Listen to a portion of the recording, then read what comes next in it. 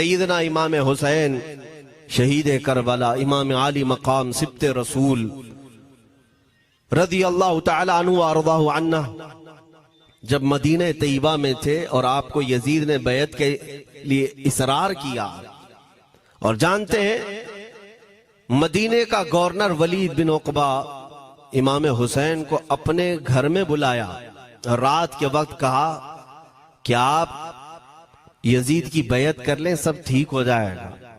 आपने एक तारीखी जुमला फरमाया था, आज वो सब मुसलमानों को याद होनी चाहिए। इमाम हुसैन ने ये नहीं कहा मैं हुसैन रसूलुल्लाह का नवासा यजीद की बैत करूंगा फासिक व फाजिर की, ये नहीं कहा आपने। तवज्जो चाहता हूं, आपने ये नहीं फरमाया, बल्कि ये फरमाया मुझ जैसा उस जैसे की बैत कैसे कर सकता है।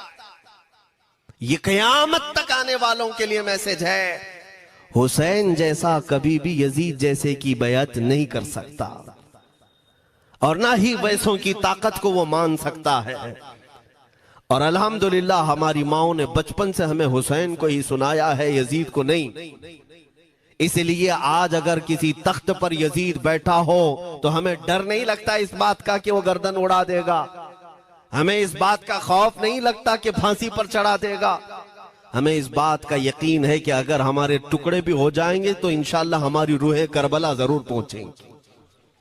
इमाम हुसैन के साथ क़यामत के दिन उठाए जाएंगे, हक बात करते हुए अगर दुनिया से जाएं। अजीज़ान गिरामी वक़ार, मैं तारीख की चंद झलकियां आपके सामने रखूंगा। मुझे हुक्म भी हुआ है, बहुत जल्दी वक्त खत्म हो जाएगा, समेटना है। मैं चंद मिसालें आपके सामने रखता हूं। ताकत किसे कहते हैं, कुव्वत किसे कहते हैं। जिम में जाकर बॉडी बनाने वाला ताकतवर है, काजू बादाम खाने वाला ताकतवर है, मुक्के मारने वाला ताकतवर है। कौन है ताकतवर? ताकत किसे कहते हैं मेरे अजीजों? असल ताकत तो ये है कि तुम इस्तेमाल अपने हाथ पैर कुछ भी ना करो, लेकिन खलबली दूसरों में मची रहे। ये असल ताकत है, ये रब ताला की तरफ से दी हुई होती है इनाम में। वरना आप सोच सकते हैं कि हुसैन आजम के साथ जो लोग आए थे वो कुल काफिला कितना था। अलग अलग रिवायतें, इमाम हुसैन के साथ 135 लोग थे, बाज रिवायात में है 96 थे, 96 लोग थे, बाज रिवायत में 82 थे। शहीद होने वालों की तादाद 72 है। लेकिन इस बात पर अक्सर उलमा मुहद्दिसीन का ख्याल है कि 82 लोग थे, 82 लोग थे। 82 के मुकाबिल में कितने लोगों को आना चाहिए रास्ता रोकने के लिए? अगर किसी आम आदमी से भी पूछे तो डबल कर दो, ट्रिपल कर दो, 4 गुना ज्यादा कर दो। नहीं, 82 को रोकने के लिए पहले 1000 लोग आए, फिर वो 1000 के बाद 4000 प्लस आए, 5000 लोग सिर्फ 82 लोगों को रोकने के लिए आए रास्ता। फिर ये लोग 4 दिन तक रास्ता रोकते ही रहे, 5000 लोग मिलकर। 10वीं मुहर्रम होने से पहले पहले फिर तकरीबन 16000 लोग आए, यानी तकरीबन पूरे टोटल मिलाकर 22000 के करीब, 21000 समथिंग कुछ। 22000 की फौज क्या माने रखती है? किसको रोकने के लिए? 82 लोगों को। इसी से समझ में आता है असल ताकत किसे कहते हैं। ताकत इसी को कहते हैं कि उधर 3 दिन के भूखे और प्यासे हैं, उनके खीमों में साजो सामान भी नहीं, जंग के असबाब भी नहीं, और वो जंग की नीयत से भी नहीं गए। उसके बावजूद 22000 के सीनों में जो खलबली मची है, दुनिया इसी को समझ नहीं पा रही है। अगर दुनिया ये समझती है क्वांटिटी का नाम ताकत है तो हम उसको रद्द करते नहीं, क्वालिटी का नाम ताकत है। ईमान ये असल ताकत है। और एक तारीखी बात मैं आपके सामने रखता हूं। इमाम हुसैन का रास्ता रोकने के लिए सबसे पहले यजीद की फौज से जो शख्स आया था उसको हुर बिन यजीद कहते हैं। हुर बिन यजीद रियाई 1000 का लश्कर लेकर के ये इमाम हुसैन का रास्ता रोकने आए। 2 दिन तक इधर उधर घुमाते रहा, और जब जब नमाजें होती रही इमाम हुसैन मुसल्ला इमामत पर हैं और ये यजीदी इक्तिदा भी कर रहे हैं। हर जमात इमाम हुसैन के पीछे हो रही है। लेकिन मैं आपको बताता हूं 10वीं मुहर्रम से पहले इमाम हुसैन ने खुतबा दिया और यजीदियों से कहा, क्या तुम मेरी हैसियत को नहीं जानते? मैं फातिमा जहरा का बेटा हूं, हैदर कर्रार का नूर नजर हूं, रसूलुल्लाह का नवासा हूं। मेरी निस्बतें क्या तुम्हें नहीं मालूम? तुम मेरे खून से अपने हाथों को न रंगो। मैं तुम्हारे पास ऑप्शन रखता हूं, मैं इस रास्ते से अपने वापस मदीने की तरफ जाता हूं या किसी साहिल की तरफ या दिमश्क जाऊंगा। जंग करना नहीं चाहता तुमसे। ये 3 ऑप्शन जब इमाम हुसैन ने रखा तो यजीदियों ने एक को भी कबूल नहीं किया। वो जंग करना ही चाहते थे, इमाम हुसैन के खून के साथ खेलना ही चाहते थे। लेकिन जो हुर बिन यजीद है, तवज्जो चाहता हूं, जो खुद इमाम हुसैन का रास्ता रोकने के लिए आया, उसके दिल में ये बात आई और उसने आकर के 10वीं मुहर्रम को यजीदियों से कहा, मियां मान लो हुसैन की बात, 3 में से कोई एक बात मान लो, हम जंग नहीं करना चाहते, वो रसूलुल्लाह के बेटे ही तो हैं। तो सारे जो सिपह सालार बड़े बड़े थे, अम्र बिन साद, शिमर वगैरह, हुर बिन यजीद से कहने लगे, तुझे कौन कहता है फैसला करने के लिए? तू सिपाही है, 1000 की नफरी तेरे साथ दी गई है, बस अगर तुझे हमारे साथ रहना है तो मैदान में जमा रह, वरना चला जा, तू सुलह की बातें मत कर। हुर बिन यजीद उसी दिन 10वीं मुहर्रम को उन यजीदियों से कहता, अच्छा अगर तुम मेरे इस बात को नहीं मानते तो तुम्हारी सिपह सालारी तुम्हें मुबारक, मैं हुसैन के खीमे में जा रहा हूं। जो यजीद की तरफ से आया था वो किधर चला गया? मौला हुसैन के खीमे में। कब?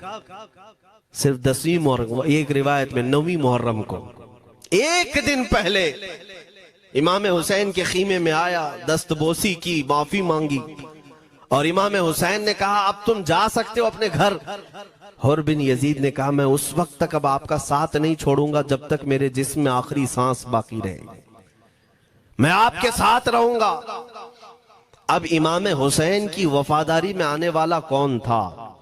इसलिए मैं आपको एक चीज दे जाता हूं मेरे अजीजों, अल्लाह अज़्ज़ व जल की कुदरत के फैसले हैं, वो जब चाहता है कहीं से भी किसी को हिदायत अता फरमाता है। वो बातिल कुव्वतों के मौजूद पलने वाला बच्चा भी कभी रब तबारक व तआला हिदायत देता है, उसे आलिम बनाता है, और कभी काबे की छांव में पलने वाले को मौला अबू जहल भी बनाता है, गुमराह कर देता है। हुर बिन यजीद मौला हुसैन के पास आ गए। जो बात मुझे कहनी है उसके लिए मुझे इतना वाकया बयान करना पड़ा है। मैं असल पॉइंट की तरफ आता हूं, क्यों मैं ये बयान कर रहा हूं। जब 10वीं मुहर्रम को जंग शुरू हुई, अम्र बिन साद ने तीर चलाया, तो जानते हैं खीमा हुसैन की तरफ से सबसे पहले मैदान में उतरने वाला यही हुर बिन यजीद ही, यही उतरे अपने घोड़े पर सवार होकर उन्हीं यजीदियों से लड़ने के लिए जिनकी फौज में ये आए थे, उनके मुकाबिल में लड़ने के लिए गए। और जब लड़ने की इब्तिदा हुई, सुबह से दोपहर के करीब तक वो लड़ते रहे, जवाल तक। अब जो बात कहना है तवज्जो से सुनो। हुर बिन यजीद ने सुबह से लड़ाई की, बहुतों ने वहां पर मैदान जंग में मुकाबला आराइयां की हैं, लेकिन हुर बिन यजीद की जो लड़ाई है वो तारीख में लिखी हुई है आज भी। उन्होंने यजीदियों के साथ जो जंग किया, कई घंटे जंग करने के बाद, जानते हैं तन्हा हुर बिन यजीद ने 120 यजीदियों को कत्ल किया। 120 की तादाद, एक घोड़सवार एक ही है, 120 को मार गिराया। उसके बाद जामे शहादत नोश किया। मैं तारीख पढ़ रहा था, वहीं पर हमने किताब को रोक दी। बहुत सारे लोग करबला के वाकयात में इमाम हुसैन के खानदान के बच्चों के शहादत तो बयान करते हैं, उनके जिस्म कट गए, उनके ऊपर घोड़े दौड़ाए गए, लेकिन तुम ये नहीं जानते कि हुसैनी शहजादों ने बातिल कुव्वतों के कैसे छक्के छुड़ाए थे। एक एक जवान ने मुकाबिल में आने वालों को उनकी औकात कैसे याद दिलाई थी। अब सुनो, हुर बिन यजीद 120 को मार गिरा सकते हैं, वो भी एक दिन पहले खीमा हुसैन में आने वाला, एक दिन पहले खीमा हुसैन में आने वाला। बात समझ में आ रही है? अभी जो एक दिन पहले खीमा हुसैन में आ जाए उसकी ताकत का हाल ये है, जो पैदाइशी हुसैनी हो उसकी ताकत का हाल क्या हो। मेरे अजीजों, ताकत किसे कहते ये समझो। यह और बात है कि लोगों को अपनी ही औकात मालूम नहीं, अपनी हैसियत मालूम नहीं है। होता क्या है मैं आपको बताऊं। अल्लामा अब्दुल मुस्तफा आजमी साहब ने एक बड़ी प्यारी बात लिखी है। वो गुजरात के हालात बहुत अच्छी तरह से जानते थे। आपने एक बहुत अच्छी बात लिखी जो हमारे तमाम चीजों से या आज के जमाने में ये चीज मैच होती है। एक ताजिर तिजारत करने के लिए निकला, उसके पास कुछ कीमती हीरे थे, कीमती हीरे थे, और वो हीरों की तिजारत करता था और एक चोर उसके पीछे पड़ गया। और वो चोर रोजाना वो चोरी करने के चक्कर में रहता था कि जब रात को ये ताजिर सोए तो मैं ये हीरे निकाल लूंगा। लेकिन 2-3 दिन जब जब वो ताजिर सोता था वो पूरे हीरे चेक करता था, कहीं नहीं मिलते थे। थक गया चोर। 3 दिन के बाद उस ताजिर को उसने पूछा, चोर ने कहा कि तुम हीरे रखते कहां हो? दिन भर तो तुम्हारे पास होते, रात में कहां जाते? तो उस ताजिर ने कहा, अकल का अगर तू इस्तेमाल करता तो तुझे बात समझ में आती। रोजाना मैं तेरे ही जुब्बे में रात को ये हीरे रखकर खुद सो जाता था। वो अपना नहीं तलाश करता, इसका तलाश करता। बिला तशबीह बिला तमसील।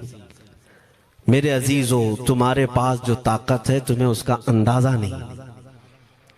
तुम जो मोहब्बत मुस्तफ़ा सल्लल्लाहु अलैहि वसल्लम की शमा अपने सीने में रखते हो, मौला करीम का वादा है तुम्हारे साथ, काना हक्कन अलैना नस्रुल मोमिनीन। रब ताला फरमाता हमने अपने ऊपर लाजिम कर लिया है कि ईमान वालों की मदद करें। और हमने मदद देखी है, रब ताला की मदद देखी है। आज के इन हालात में मुझे बताओ, भौंकने वाले भौंक ही रहे, बाकी तुम्हारा क्या बिगाड़ लिया, क्या तुम्हारा खराब किया?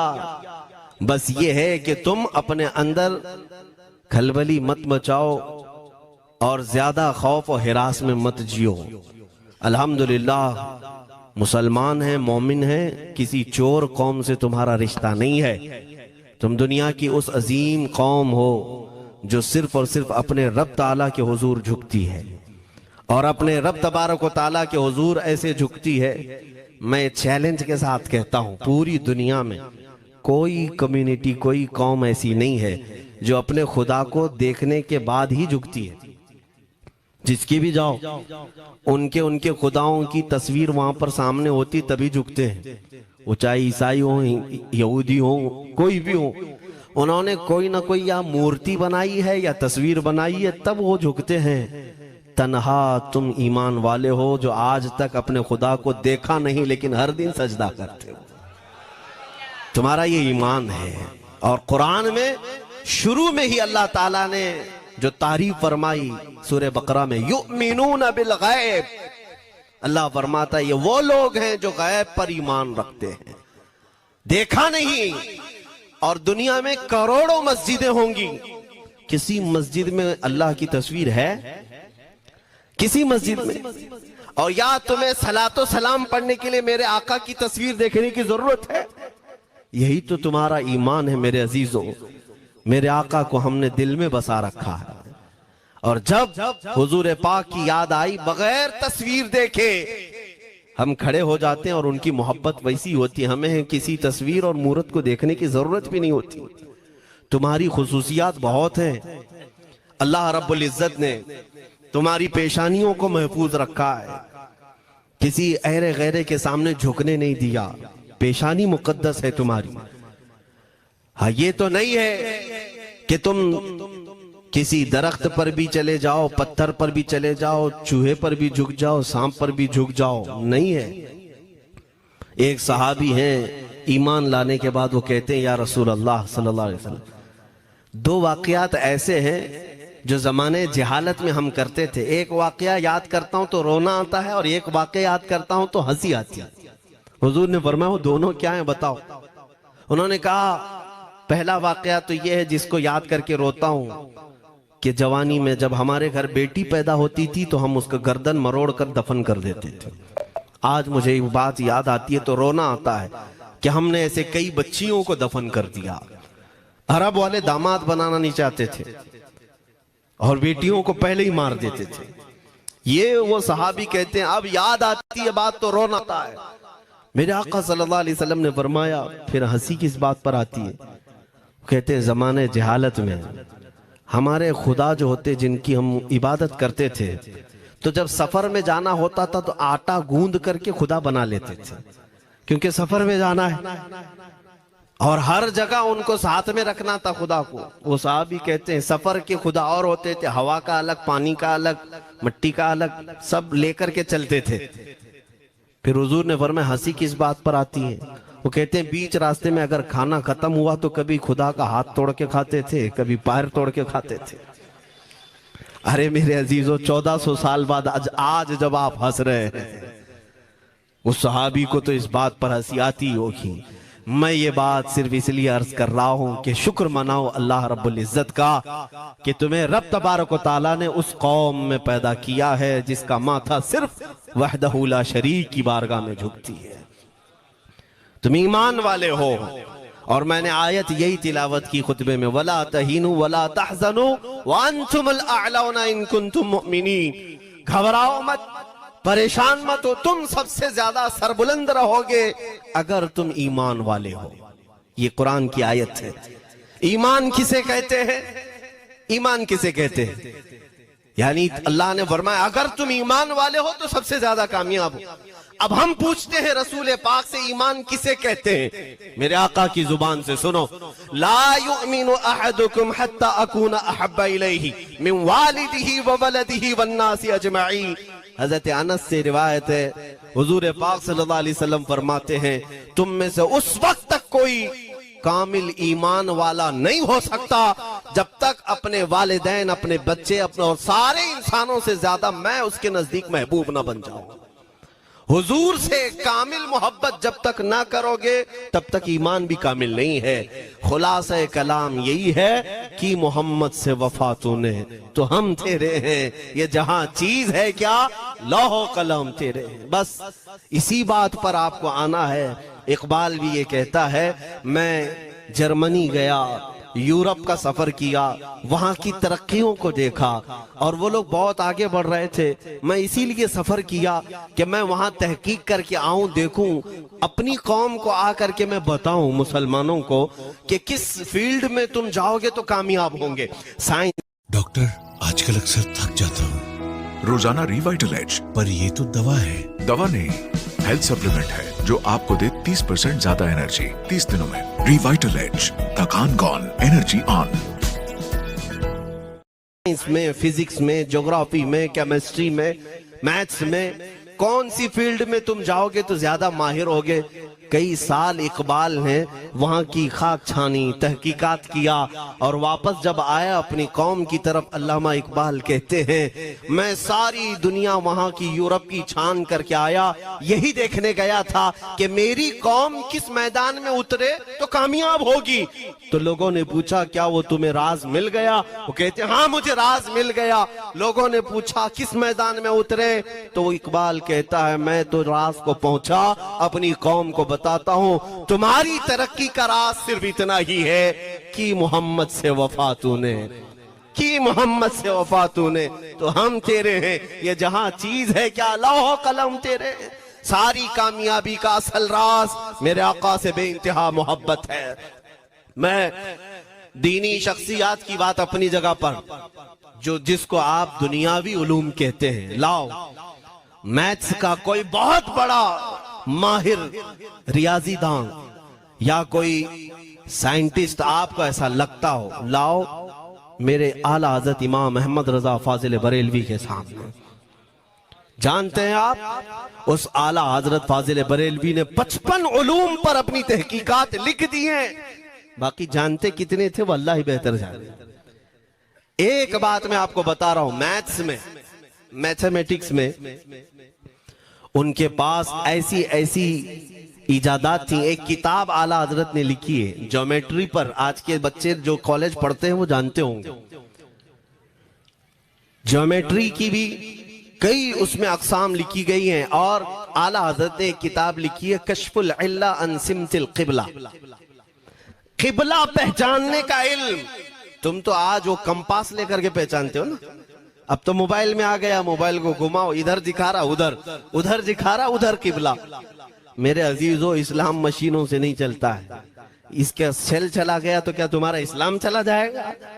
इसकी बैटरी चली गई तो क्या तुम्हारा दीन चला जाएगा? नहीं, इस्लाम मुकम्मल कवायद और जवाबित के साथ है। सारी मशीनें खत्म भी हो जाए, इस्लाम ने तुम्हें कायदे बनाकर दिखाए हैं, प्रैक्टिकल। ये क़िबला पहचानने का इल्म होता है। शहर का तूलुल बलद अर्जुल बलद देखना होता है, बहुत सारी उसमें चीजें, उसकी सतह समंदर से ऊंचाई कितनी है, फिर सितारों को देखा जाता है, फिर पहचाना जाता है क़िबला, उसको हिसाब में लगाया जाता है। आला हजरत ने ये जो किताब लिखी, पूरे 1400 साल में आला हजरत की ये किताब, जिसमें 10 कायदे खुद उन्होंने इजाद किए, उनसे पहले किसी ने नहीं लिखी, खुद उन्होंने इजाद किए। और उसके बाद आला हजरत ने चैलेंज के साथ कहा कि मैंने, फकीर ने ये 10 कायदे इजाद किए हैं, इस पर कोई अमल करके क़िबला पहचानना चाहे तो उस पर अमल करके खड़ा हो जाए। अगर हिजाबात हटा दिए जाएं तो काबा उसकी नाक के सामने होगा। आला हजरत ने लिखा है काबा ऐन उसकी नाक के सामने होगा। परफेक्ट कायदे उन्होंने लिखे। ये कायदे कहां से आए? हिसाब, मैथमेटिक्स। जो अलीगढ़ के प्रोफेसर अपने फंसे हुए मसाइल हल करने के लिए आला हजरत के पास आए, वाकयात आपने सुने होंगे। अब मैं आपसे कहता हूं, एक बहुत बड़े प्रोफेसर साहब अलीगढ़ के, वो लंदन या ऑक्सफोर्ड जा रहे थे या जर्मनी जा रहे थे कुछ मैथ्स के फंडे हल करने के लिए। आला हजरत के खलीफा ने उन्हें मशवरा दिया कि चले मौलाना अहमद रजा साहब बरेली में रहते हैं, उनसे बात कर लेंगे। पहले तो उन्होंने मजाक उड़ाया, मौलवी लोगों का काम है, प्रोफेसर जिसमें फंसा हुआ है। उन्होंने कहा लंदन और जर्मनी जाने में जितना खर्चा आता है उससे कम ही बरेली को लगता है, एक बार ट्राई कर लीजिए। वो आए आला हजरत के यहाँ, वो मौलाना सैयद सुलेमान साहब के कहने पर जब आला हजरत के पास आए, असर का वक्त था, अजान हो चुकी थी, आप मस्जिद की तरफ जा रहे थे। प्रोफेसर साहब से मुलाकात हुई। आला हजरत ने पूछा कैसे आना हुआ? उन्होंने कहा एक बहुत पेचीदा मसले में फंस गया हूं, मैथ्स का, रियाजी का, हिसाब का हल नहीं होता, इसके लिए मैं बाहर का सफर कर रहा था। आपके शागिर्द मौलाना सुलेमान साहब ने कहा कि आपसे मिलने। आला हजरत ने कहा दिखाएं क्या मसला है?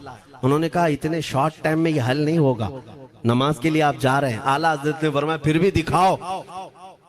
आला हजरत को उन्होंने वैसे ही खड़े दिखाया। देखते ही आला हजरत ने उंगलियां रखी और कहा इसका यहां से, इसका यहां से, फलां का यहां से, इस तरह आप लगा करके देख ले, मैं असर की नमाज से फारिग होकर आता। वो प्रोफेसर साहब कहते हैं उन्होंने चुटकियों में यूं हल किया, मैं जब बैठ करके उस मसले को लगाया तो तुरंत 2 मिनट में वो मसला हल हो गया। अब जिसके लिए मैं ये वाकया अर्ज कर रहा हूं सुनो। वो हैरत में आंखें फटी फटी रह गई उस प्रोफेसर साहब की। उधर नमाज होने के बाद आए आला हजरत, तो वो अश करने लगे। कहा मौलाना साहब मैं पहली मर्तबा देख रहा हूं कि मदरसे का कोई मौलवी मैथ्स के इतने टफ फंडे को हल कर लेता हो। मौलाना ये तो बताएं ये रियाजी और ये मैथ्स के मसले आपने किससे सीखे? कौन है आपको? किस कॉलेज में, किस यूनिवर्सिटी से आपने सनद हासिल की है? यही मुझे कहना है मेरे अजीज। अब आला हजरत का जवाब सुनो। कहते हैं जनाब मैंने अपने वालिद से सिर्फ प्लस माइनस और मल्टीपल के मसले सीखे, जमा, नफी और ज़रब हमारे वालिद साहब ने बस इतना ही सिखाया। और उस वक्त बचपन में मुझे मंतिक, फलसफा, ये सब किताबें पढ़ने का शौक था। मैं हिसाब के, ज्योमेट्री की ये किताबें लेकर बैठा। मेरे वालिद आए, देखा, पूछा अहमद रजा क्या पढ़ रहे हो? मैंने दिखाया ये मंतिक है, फलसफा है या हिसाब की किताबें हैं। मेरे वालिद ने वो किताबें अपने हाथ में ले ली और कहा, जा रसूलुल्लाह की हदीसें पढ़, सदके में सारे इल्म दे दिए जाएंगे। आला हज़रत फरमाते हैं, उसके बाद मैंने अपनी जिंदगी मेरे मुस्तफा के कदमों में लगा दी। ये जो आप देख रहे हैं ये मेरे मुस्तफा के कदमों से छन कर मुझे मिला है। बस बात समझ जाओ, ताकत इसी को कहते हैं। नबी पाक सल्लल्लाहु ताला अलैहि वसल्लम से बेइंतहा मोहब्बत करने वाला वो दुनिया के किसी मैदान में भी तन्हा नहीं होता, तन्हा नहीं होता। अजीजा ने गिरामी वक़ार, मैं इस बात की तरफ आपको ले जाता हूं। एक सहाबी हजरत सलमा बिन अकवा रदियल्लाहु ताला, इनको राजिलु रसूलिल्लाह कहा जाता है। हुजूर सल्लल्लाहु अलैहि वसल्लम के ऐसे सिपाही जितने गज़वात में गए, जितनी जंगों में गए, कभी घोड़े पर नहीं बैठे, पैदल। और वह ऐसा पैदल चलते थे कि कोई घोड़ा भी उनके साथ नहीं पकड़ पाता उनको जब वो भागते थे। घोड़ा भी अपनी तेज रफ्तारी के बावजूद उन्हें नहीं पकड़ पाता। उनको वो लक़ब मिला था राजिलु रसूलिल्लाह, छल करके सफर करने वाला रसूलुल्लाह का सिपाही। एक बार ऐसा हुआ, एक बनु कार्रा का शख्स जिसका नाम अब्दुर्रहमान है, ये मुनाफिक था, खबीस था। इसने तकरीबन 400 लोगों को जमा किया, अपने हम मिजाज लोगों को, और मदीने पर रात के वक्त एक बगीचे पर हमला किया, पूरे बगीचे को आग लगा दिया। और उसके बाद फिर जो खजूरें थी वहां से सब लूट लिया, लूट करके अपने घोड़ों पर रख लिया और निकल पड़ा। उस वक्त सिवाय हजरत सलमा बिन अकवा के कोई नहीं था। उधर 400 लोग लूट मार कर रहे हैं और खजूरें जमा कर रहे हैं, और ये तन्हा साहबी। इस साहबी का हाल ये है, घोड़ा भी नहीं होता था कभी नहीं। अब इनको जलाल आया कि मेरे मुस्तफा के शहर की एक खजूर भी मैं बाहर जाने नहीं दूंगा जो चोरी करके जा रहा है। उसके बाद आपने पीछा करना शुरू किया। और हकीकत देखें, आप जब हदीस पढ़ेंगे, आला हजरत ने अल मलफूज में भी इसको नकल फरमाया, जब तक मैं ये हदीस पढ़ रहा था इतनी हंसी भी आती है और उनकी इस बहादुरी पर दिल खिल जाता है और सीना चौड़ा होता है कि वो अकेले किस बात पर भाग रहे थे। उनके पीछे 400 लोगों के पीछे भाग रहे। अच्छा, कोई ये कहे कि नादान आदमी है, 400 लोगों को नहीं देख रहा, अकेला भाग रहा है, हो सकता है इनको कोई कह दिया हो, लेकिन मुझे हैरत उन 400 पर हो रही है जो एक से डर के भाग भी रहे थे। वो भी भाग रहे हैं, एक दौड़ा रहा है और 400 भाग रहे हैं। वह अब्दुर्रहमान कार्रा का रहने वाला कारी भागा जा रहा है और सबसे कह रहा है सलमा बिन अकवा से अपनी अपनी जान बचा लो। इसीलिए मैं कहता हूं ये बुज़दिल कौमें हैं, मेरे मुस्तफा के गुलामों का मुकाबला करने की सकत नहीं रखती जिसके सीने में इश्क़ मुस्तफा हो। 400 भागते रहे और ये भगाते रहे बहुत दूर तक। जब हज़रत सलमा बिन अकवा भागते थे तो घोड़े भी पीछे पड़ जाते, और आप जैसे जैसे कोई घोड़सवार आता उसकी टांग पकड़कर खींचते और उसकी गर्दन पर पैर रखते, फिर आगे निकल पड़ते थे। न जाने कितनों को उन्होंने तन्हा अपने हाथों से गिराया, कोई मुकाबला करने को तैयार नहीं। गिराते भी हैं और उनकी गिरी हुई खजूरें जमा भी करते हैं कि मुझे मदीने वापस ले जाना है। उस सहाबी को मैं पढ़ता हूं, अजीजा ने गिरामी खजूरें जमा करते रहे और उन्हें भगाते रहे। आखिर में वो 10-10 की टुकड़ियों में बदल गए।